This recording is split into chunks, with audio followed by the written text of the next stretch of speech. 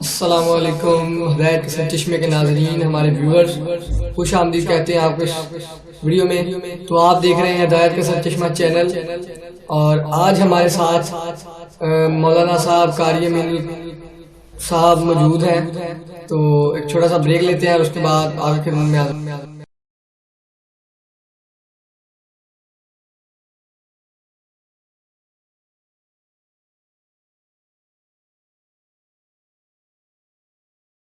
مانگنے کے بھی ڈھنگ چاہیے، مانگنے کے بھی ڈھنگ چاہیے۔ لوگ ولیوں کے آستانے پہ جاتے ہیں، الحمدللہ رب العالمین الرحمن الرحیم قل واللہ احد اللہ الصمد۔ خادم کیا کر رہا ہے یہ دیکھتے ہیں، مجاور کیا کر رہا ہے یہ۔ ارے تو بارگاہ میں حاضری کے لیے گیا کہ خادموں کے عیب دیکھنے گیا، مجاوروں کے عیب دیکھنے گیا؟ آدمی کو چاہیے آم کھائے پیڑ نہ گنا کرے۔ تو گیا تھا غریب نواز کی بارگاہ میں، تو گیا تھا غوث پاک کی بارگاہ میں، تو گیا تھا مخدوم اشرف کی بارگاہ میں، تو گیا تھا محبوب الہی کی بارگاہ میں، تو گیا تھا وارث دیوا کی بارگاہ میں، اور تو مزار کے نقش نگار ہی دیکھتا رہا؟ یا وہاں کیا ہو رہا ہے تو وہی دیکھتا رہا؟ تو تجھے ملنا کیا ہے؟ ملنا تو ان کو ہے جو کاسہ گدائی شان سے لے کر جاتے، جب تک لوں گا نہیں ہٹوں گا نہیں۔ تو جب مانگنے کے لیے انداز آتے تو پھر ان کو دینے کے لیے انداز آتے ہیں۔ لیکن کوئی مانگنے والا، آپ جانتے ہیں، آپ کو خود ایسا اتفاق پڑتا ہوگا، ہم لوگوں ہی پڑتا ہے، کوئی فقیر ہوتا ہے مانگنے والا، اپنے سے مانگتا ہے اللہ کے نام پہ دینا، تو ہم گزر جاتے ہیں۔ لیکن کوئی کہتا نا وہ دینا بابا، وہ دینا، وہ دینا، ہے نا؟ ایسا ہوتا ہے نا، ایسا جسم کو ٹوتا ہے، کبھی دامن پکڑا تھا اللہ تیری شادی کرا دے۔ اجمیر شریف جاتے ہیں تو لوگ شادی کے بعد بھی، چونکہ فقیر کو پتا تو ہوتا نہیں ہے، تو کہتا اللہ تیری شادی کرا دے۔ مڑ کے کہتے ہیں دعا دے رہے کہ بد دعا دے رہا ہے۔ لیکن اس کو تو چونکہ مانگنا بھیک ہے نا، اس کو تو مانگنا بھیک ہے، تو وہ مانگتے ہی رہتا ہے۔ کچھ لوگ دوڑتے ہوئے آتے ہیں تو کوئی کنجوس سے کنجوس بھی سوچتا ہے یار چلو ابھی دے دو، تو نکال کر دیتا ہی ہے۔ آپ ایک نارمل فقیر کو نہیں دیا آپ نے، لیکن جو ڈھیٹ فقیر تھا اس کو دیا آپ نے۔ اور ڈھیٹ فقیر تو جیسے کنجوس سے جب لے سکتا ہے، ڈھیٹ فقیر مانگنے پہ جب اڑ جائے تو اپنے جیسا کنجوس بھی دے دیتا ہے۔ اگر بندہ اڑ جائے تو پھر خدا کیوں نہیں دیتا؟ بندہ اڑ جائے تو پھر اولیاء کیوں نہیں دیتے؟ لیکن کوئی اڑنا تو سیکھے، وہاں کوئی ناز بندگی تو سیکھے۔ آپ نے فرمایا کہ تیری قسمت میں نہیں ہے۔ اس عورت نے کہا میری قسمت میں ہوتی تو پھر آپ کے پاس کیوں آتی؟ اگر میری تقدیر میں ہوتا تو آپ کے پاس آنا کیوں تھا؟ آئی اس لیے کہ میری تقدیر میں نہیں ہے، اس لیے آپ کے پاس آئی ہوں۔ ادھر سے غلامی کا انداز بولا، ادھر سے غوث پاک نے کہا دے نا مولا اس کو ایک۔ ارشاد ہو اس کی تقدیر میں نہیں ہے نا عبد القادر کا، آپ دو دے۔ کہا ایک نہیں ہے تو دو کی بات کرتا ہے، کہا تین دے۔ ایک نہیں ہے تو تین کی بات کرتا ہے، کہا چار دے۔ یہ کوئی کہانی قصہ نہیں ہے، یہ آقاؤں کی شان ہے۔ اس طرح کہتے کہتے 11 پہ پہنچے، اور جب آواز آئی کہ ایک نہیں تو 11 کی بات کرتا ہے عبد القادر، تو کہا کہ جب دینا نہ تھا تو اپنا محبوب کیوں بنایا؟ محبوب بنا کے مخلوق کے سامنے رسوا کرتا ہے، یہ تیری شان تو نہیں ہے نا؟ ارشاد ہوا عبد القادر جاتا کیا، جاتا کیا۔ حضور غوث العظم دستگیر، بس اپنی گفتگو سمیٹ لو۔ حضور غوث العظم دستگیر، جو کرامتیں آپ کی ہیں وہ کرامتیں کسی ولی کی نہیں۔ ابن تیمیہ خود لکھتا ہے، ابن تیمیہ نے لکھا ہے غوث پاک کی کرامتیں حد تواتر کو پہنچی ہوئی ہے اور لوگ اس کا انکار نہیں کر سکتے۔ ایسی کرامتیں کہ ایسا تصور نہیں کیا جا سکتا۔ ایک مرتبہ آپ ایک بستی میں گئے، دیکھا کہ ہوٹل ہے، ہوٹل پر ابلے ہوئے انڈے بک رہے ہیں، ہوٹل پر ابلے ہوئے انڈے بک رہے ہیں۔ غوث پاک بیٹھے اور بیٹھنے کے بعد سوچا کہ اگر یہ انڈے ابلے ہوئے نہیں ہوتے تو اس سے چوزے کتنے خوبصورت نکلتے ہیں۔ جب انڈے اتنے خوبصورت ہیں تو چوزے کتنے خوبصورت نکلیں گے۔ مرغی کے بچے چوزا اس کو کہتے ہیں، کتنا خوبصورت ہے۔ تو بس اتنا کہنا تھا کہ ابلے ہوئے انڈوں سے چوزے نکلنے لگے۔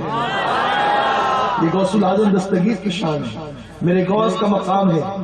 اور ایک مرتبہ آپ دریا پر گئے، دیکھا دریا کی سیر کر رہے ہیں، ایک بڑھیا جو ہے وہ مٹکی لے کر کے آئی اور اپنی ٹھلیاں رکھ کر کے دوپٹے سے آنسو پوچھنے لگی۔ یہ جو اللہ والے ہوتے ہیں نا، یہ سب کچھ دیکھ سکتے ہیں لیکن کسی کا غم نہیں دیکھ سکتے۔ تو غوث پاک نے خادم سے کہا اس سے پوچھ وہ کیوں روتی ہے، رونا اس کا کیوں ہے؟ اسی لیے ولیوں کے یہاں جا کے رویا کرو، ان لوگوں کو رونا دیکھا نہیں جاتا، جتنا گڑ گڑاؤ گے نا روتے اتنی جلدی بگڑی بنے گی۔ کیوں؟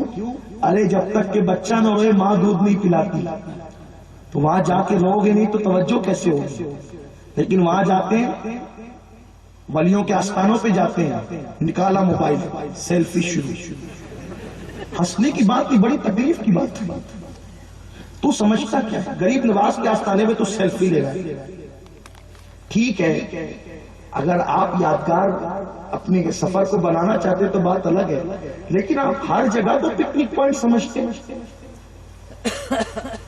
کتنے ادب کی بات ہونی چاہیے۔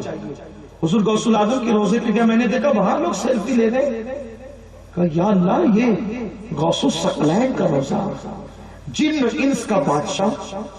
حیرت، مجھے تو تکلیف اس بات کی تھی کہ میں غوث پاک کے روزے میں جب گیا تو میری تصویر نکالنے کی مجھے ہمت نہیں ہوئی کہ میں اس آقا کی بارگاہ میں حاضر ہوں، جیب میں ہاتھ ڈالوں اور تصویر کے سامنے نکالوں۔ اللہ جانتا ہے میری یہ بھی ہمت نہیں ہوئی، اور میں جتنی دیر تک کھڑا رہا یہ میں جانتا ہوں، مجھے ایک عجیب سی گھبراہٹ سی ہو رہی تھی کہ یہ وہ بارگاہ ہے جہاں ولایت چھین لی جاتی ہے، یہ وہ بارگاہ ہے ذرا سی بے ادبی ہو تو کندھوں پر سور کے قدم آ جاتے ہیں، یہ وہ بارگاہ ہے جہاں سے نظر گر جائے ایمان سلب ہو جاتا ہے۔ یہ کوئی معمولی بارگاہ تو نہیں۔ آج بھی اگر کوئی ولی بغداد جائے اس پر لازم ہے وہ غوث پاک کی بارگاہ میں حاضری لگائے، اگر بلا عذر شرعی وہ غوث پاک کی بارگاہ میں حاضر نہیں لگاتا تو آج بھی غوث پاک اس کی ولایت کو چھین لیتے۔ یہ شان ہے غوث پاک کا، یہ مرتبہ ہے غوث پاک کا۔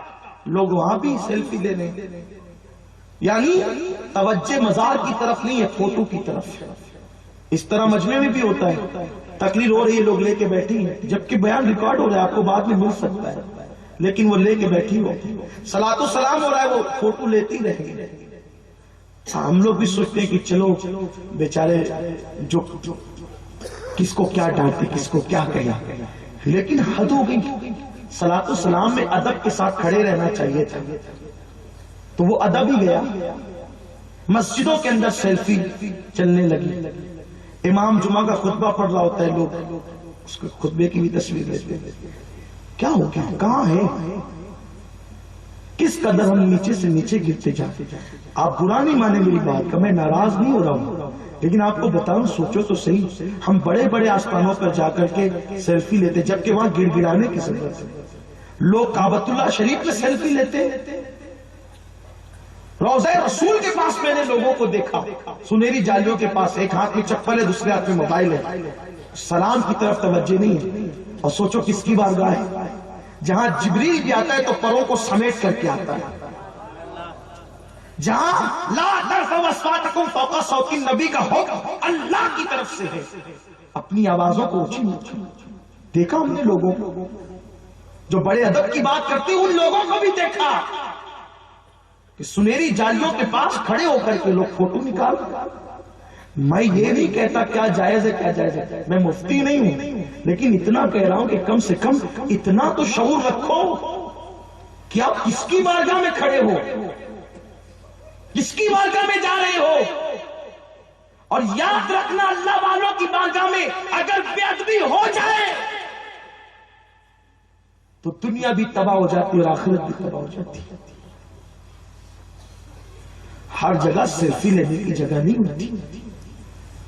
اللہ والوں کے یہاں جاؤ، ادب سے جاؤ۔ ارے ادب سے ان کے یہاں کتا بھی چلا جائے اور وفاداری کے ساتھ بیٹھ جائے تو اس کی جھولی میں بھی جنت آ جاتی ہے، جنت آ جاتی ہے اس کی جھولی میں۔ ہمیں کیا نہیں مل سکتا؟ وہ لوگ کہتے ہیں ولی کیا دیتے ہیں، میں کہتا ہوں اصحاب کہف کا واقعہ پڑھ قرآن میں، ولی کیا دیتے ہیں؟ ولی کی چوکھٹ پہ بیٹھنے سے کتے کو جنت ملتی ہے۔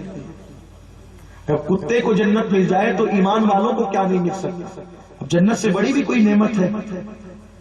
لیکن وہاں جا کے گڑ گڑانا رونا ہوگا، آہے بھرنا ہوگا۔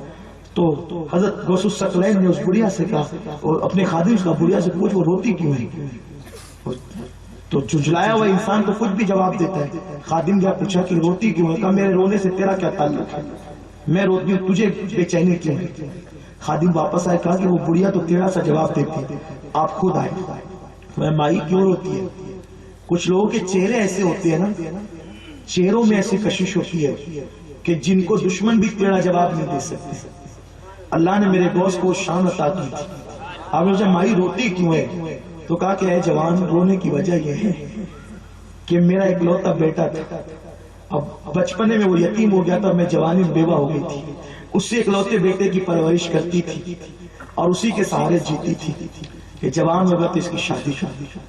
میرا مذہب عیسائیت ہے اور میں دجلہ کے اس پار بہو لانے گئی تھی، اور جب بارات لے کر کے واپس آ رہی تھی تو کشتی کنارے کو لگی، دریا کے کنارے کو کشتی، اور میں اور چند لوگ اس سے اترے۔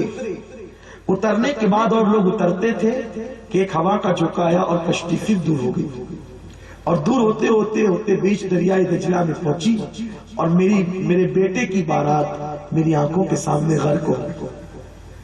آپ نے سنا ہے کہ غوث پاک نے ڈوبی کشتی نکالی ہے، لیکن اس کی تفصیل یہ ہے کہ بڑھیا دیکھو اللہ کی شان کیا ہے، وہ کشتی سے نیچے اتری ہے اور اس کی آنکھوں کے سامنے، سوچو ایک ماں کے دل پہ کیا گزری ہوگی کہ اس کے بیٹے کی بارات اس کے سامنے غرق ہو گئی دریا میں۔ وہ کہتے ہیں جب بھی پانی بھرنے آتی وہ منظر یاد آتا ہے۔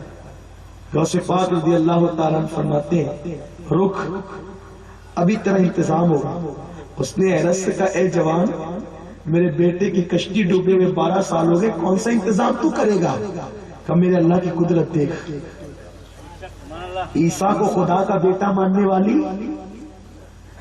مریم کو خدا کی بیوی ماننے والی اور غلط عقیدے رکھنے والی ہم محمدی ہیں۔ ہمارا ایمان ہے کہ اللہ کا کوئی بیٹا نہیں، اللہ کی کوئی بیوی نہیں، لم یلد ولم یولد، جو پیدا ہوتا ہے وہ خدا نہیں ہو سکتا۔ عیسیٰ پیدا ہو گئے،